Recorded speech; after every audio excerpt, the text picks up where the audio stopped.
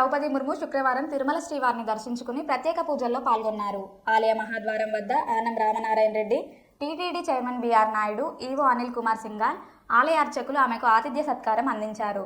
దర్శనం అనంతరం అర్చకులు వేదాశీర్వచనాలు పలికి తీర్థప్రసాదాలను అందజేయగా రాష్ట్రపతి ఆనందం వ్యక్తం చేశారు. అనంతరం టీటీడీ చైర్మన్ బిఆర్ నాయుడు స్వామివారి చిత్రపటాన్ని రాష్ట్రపతికి అందజేశారు. మొత్తం తిరుమల యాత్ర ఘనంగా ముగిసింది.